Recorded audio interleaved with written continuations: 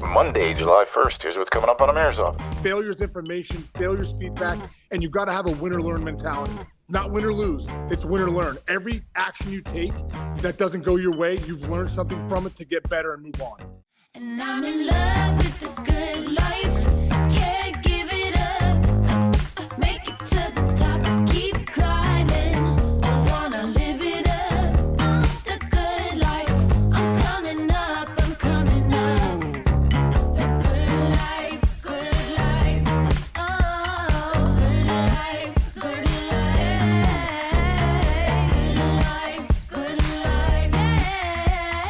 life. Coming in hot, chinchy on a Monday. What's going on, man? There he is, man. I'm fired up, dude.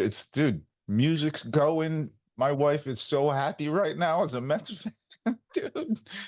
How about Jose Iglesias? First of all, amazing pickup by the Mets. That's a great pickup. He's solidified the defense. He's hitting like 400 for them against lefties at second base.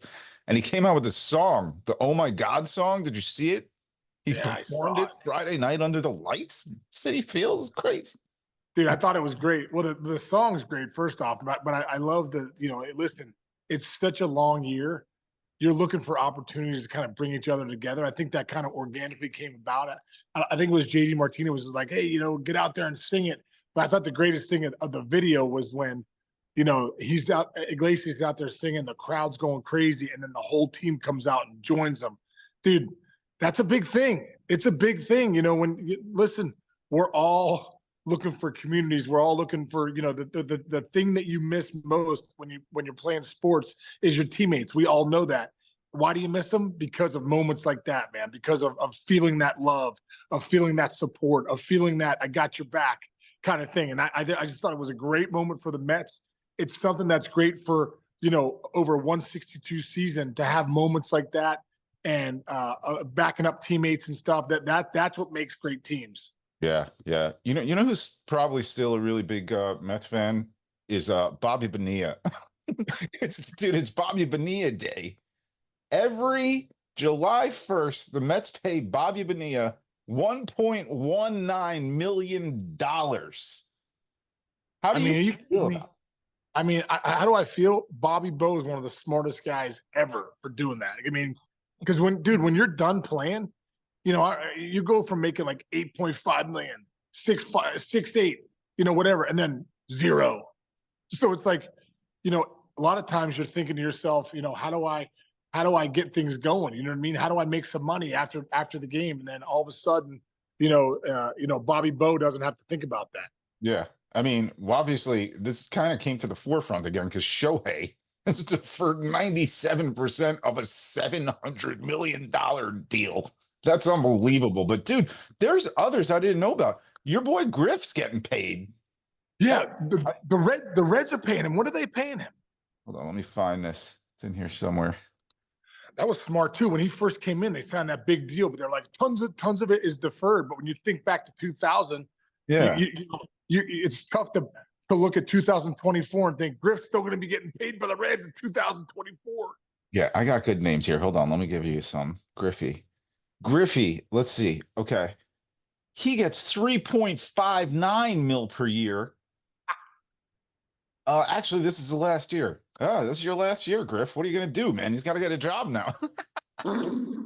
Dude, Griff makes so much money just from Swingman and Nike. The guy's just printing money. You know what I mean?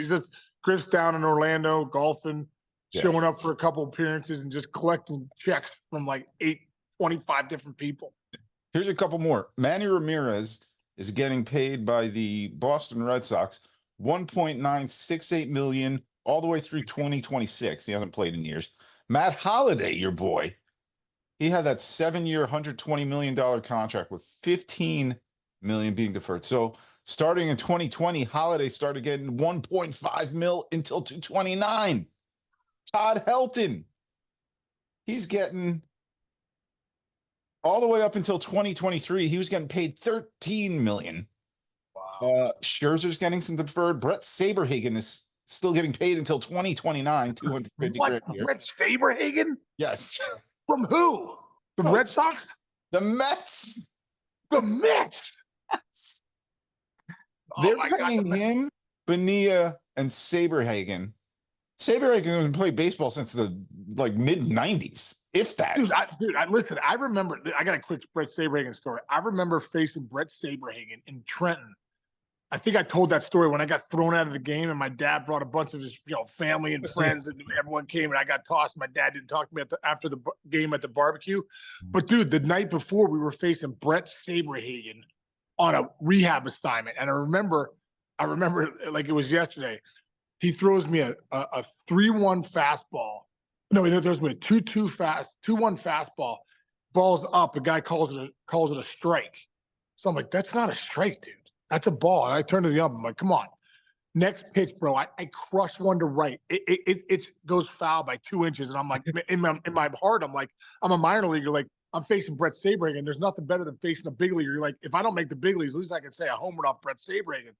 Just goes foul, right? So next pitch is a ball, 3-2. Next pitch, he rings me up dude, swear to God, it was in and up. I turn to the ump. I'm like, bro, is this Brett? Can't be Brett Saberhagen day, dude. Is this Brett Saberhagen day? Are you on the hook of Brett Saberhagen? That was the last time. That was the last time. And then I got thrown out of the game the next day. Bill Hasselman was also on a rehab assignment. Anyway, I must have been hot, but that's the last time I ever thought about Brett Saberhagen. And I remember the only time I ever faced him. Oh my God, that's a good story. There's one more I got to say. Chris Davis, the big guy hit like 50 for the Orioles. For the Orioles, dude. Ready for this? He is getting paid at the moment all the way until 2032. They're paying him $3.5 million a year till 2032, and then from 2033 to 2037, $1.4 million a year. So Chris Davis is getting paid over $1 million until 2037. Good for Chris Davis. Jeez. I should have got some deferred money from somebody. That's good. That's what all these guys, they got to start thinking that way. And hey, man, there's some guys. Aaron Judge isn't really getting too much deferred money, but he hit another home run over the weekend. Dude, how about the homer he hit? It was crushed in Toronto. First off, the ball doesn't fly there the way you think it does. He hit it so far up dead center. The thing was crushed, dude. Yeah. Guy's on another planet. Yeah. Speaking of other planets, dude, Paul Skenes is not just the best rookie pitcher. He might be the best pitcher in baseball. I don't think I'm too stretching out to say that. Dude, I agree. And what's so funny with Skenes, if you're watching his last start previous to this one, he gave up a leadoff homer to Wanda Diaz, I believe, off. And then this start, he gave up a leadoff homer to Jared Kelenic. Yeah. And then he shuts the door. That's 6 innings, 6 innings, 1 run, shuts the door. I agree, dude. I think he's the best pitcher in baseball. He's only going to get better, but dude, that stuff plays. He's knows what he's doing, knows how to pitch. Yeah. It's impressive, man. And I know, just like I said, living in Pittsburgh and the Pirate Nation is just so fired up whenever he pitches. I think the league is. He's a polarizing figure that the league's like, oh, it's Skenes day today. Here we go. Where's he pitching? Oh, he's in Atlanta? Okay, must-see TV. Yeah. Yeah. I mean, there's a lot going on. We talk about a lot of guys. There's a lot of guys. Just Bryce Trang, our guy, 5th grand slam in 8 games for that team. And Toronto, one of them, dude. They're hitting the ball pretty good. The Cubbies, on a flip side, I started reading some stuff that they might start selling off some players, dude. Wow, really? How about that? Who are some of the guys they're talking about? What's his name? Bellinger? Yes, Bellinger's a big guy. Everybody wanted Bellinger before he signed with them, and now everybody wants Bellinger now. But the Cubs are still within reach here. I don't know. This is a tricky part, man. These next 2 weeks are going to decide the trade deadline. They really are. This is the time. Like you look at a team like the Blue Jays a couple weeks ago, they start playing good baseball. You're like, okay, we're in. And then they start scuffling again. They're like, all right, we're out. So, yeah, the teams like the Cubs and the Blue Jays and the Cardinals, they're riding that fine line of, are we in, are we out, So the teams that are just below 500, right above 500, because, Tinch, you got another 80 games to go, dude.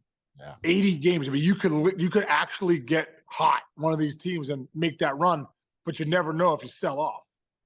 Never know if you sell off. By the way, shameless plug here, dude. These San Pellegrino and Senzia are, I can't stop drinking. Let's see if we can get them to be a sponsor. Pellegrino. Yeah, the fancy sponsor. Hey, I got one more question for you. These are two teams that are not giving up because they're both good. Big debate going right now. Who should start for the American League at shortstop in the All-Star game? Gunnar Henderson or Bobby Witt Jr.? I want to read off some stats quick before you make this decision. Yeah, please give it to me. I mean, I know Gunnar Henderson has like 27 bombs. Yeah, I mean, Henderson's got a 292 batting average, 388 on base, 612 slugging, 1,000 OPS, 26 bombs, 13 bags, 58 ribbies, 73 runs. Bobby Witt, no slouch, 307 batting average, 359 on base, 525 slugging, 884 OPS, 12 bombs, 22 stolen bases, 53 RBIs, 63 runs. I mean, this is like back when it was like, like A-Rod, Jeter, Nomar, Michael Yeah. days. You're splitting hairs on these guys, man. I mean, they're just both such dynamic players with their speed, power combination. They're both great bat to ball skills, true 5-tool guys here. I think that's the biggest thing. But I'd have to say, if it's right now, Gunnar Henderson's probably the shortstop, and Bobby Witt Jr. is right there. But talking about two of the best players in the game, not just shortstops. If you're going to other positions, you're like, these guys are good. No, these guys are the elite top 10 players in the game. You know what I mean? Are at shortstop in the American League. So you're splitting hairs, and I think Bobby Witt Jr. probably say the same thing as Gunnar Henderson right now at this stage of the season is probably a little bit ahead. And I think this is going to be a great thing for their whole career. I think it's going to be Bobby Witt Jr. and Gunnar Henderson being at that elite level power speed combo, where we're looking at these guys every year going, oh, Bobby Witt Jr. is having a better year this year. He's just edging Henderson. And a couple years from now, oh, Henderson's back. And, and I think Vulpi's in that mix too, as far as, defensively and what he brings to the table as far as being a complete baseball player. But Gunnar Henderson and Bobby Witt Jr., for their power speed combo, defense, playing a premium position, they're just elite right now. But I think Gunnar edges them. If the All-Star game was today, Gunnar Henderson just edges Bobby Witt. I love that you bring up Vulpi, because that kind of brings me up to the next point I was going to ask you about. But, Vulpi in the beginning of his career last year, it was like, oh, can he hit in the big leagues? Now, meanwhile, you look at him now, and the dude is the biggest catalyst for the Yankees offense, which is one of the best offenses. You were with him. You saw him grow from, a lot of these guys come up. They have not been tested this way. They're playing against the best of the best. Vulpi was the best in high school and all that. You're seeing a very similar thing with Wyatt Langford. Had super success very early in playoffs. Then this year started slow, was hurt. And now, dude, in the month of June, first of all, hit for the cycle yesterday. One of the youngest players ever to do that. When first 22 years old. He's got a 910 OPS in June. He's figured it out. The team he's kind of carrying that offense a little bit in a lot of ways. What's your take on that? And especially the part about starting slow and getting back on the horse. Yeah, well, I think when you look at Wyatt Langford, obviously one of the best hitters in the draft last year, taken 4 overall by the Rangers. People thought he was ahead of Dylan Cruz, and he might be. But you look at the spring training that he had, he earned the job. Bruce Bochy loved him, but came out the gate struggling, dude. The big leagues is a tough place to learn. The big leagues is a tough place because you're gonna get your teeth kicked in a little bit. I think that's the biggest thing about playing up here. And that first month for Wyatt Langford really didn't hit for any power. It was kind of, up and down. And then he had that hamstring injury in May, but he's come back in June. And this is the player that they knew he's going to be. And I think the greatest lesson that we can learn, and one of the biggest things here, is that when you come to the big leagues or in life, is that failure's information, failure's feedback.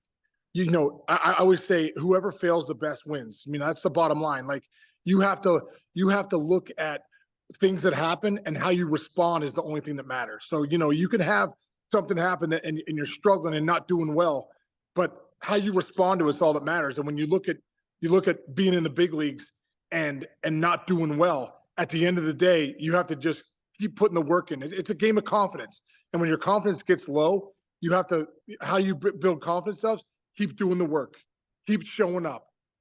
Trust yourself. The only person that you need to trust is yourself. And I think that's one of the biggest things with getting your confidence where you need to be. Failure's information, failure's feedback, and you've got to have a win or learn mentality. Not win or lose, it's win or learn. Every action you take that doesn't go your way, you've learned something from it to get better and move on. Right. I can't add to that. You know that stuff better than me, dude. That's kind of a lot of the stuff that you're teaching in that breakthrough pro stuff that you're doing, right? I mean, these are the lessons you're kind of giving to the folks. Well, that's what, listen, man, at Breakthrough Pro, July 14th, that's the stuff that we're talking about. I mean, like a lot of that stuff of failures in information. And at the end of the day, how do you build confidence? You build confidence by getting a protocol, leaning into that protocol and doing it every day, right? Consistency, discipline, all those things matter. I think that's the biggest thing. So for me, confidence at the end of the day is trusting yourself, man, doing what you say you're going to do and do it every day. Hey, do it every day. We do this show every day, man. I like doing the show every day with you. Exactly. We have confidence. The mayor's office is one of the best. Yeah, man. I love it. All right. You got a lot going on today. You're working over at the network and then breaking through all day long, man. Yeah, little MLB Central, and we're rolling, man. So, dude, Chichi, great seeing you today on this Monday, dude. Makes my day seeing you. And everyone out there, thanks for listening. Really appreciate you. Keep tuning in and go check out Breakthrough Pro July 14th. And come sign up and come join us. It's an incredible 8-week program. All right, buddy. I'll talk to you, man. Love you.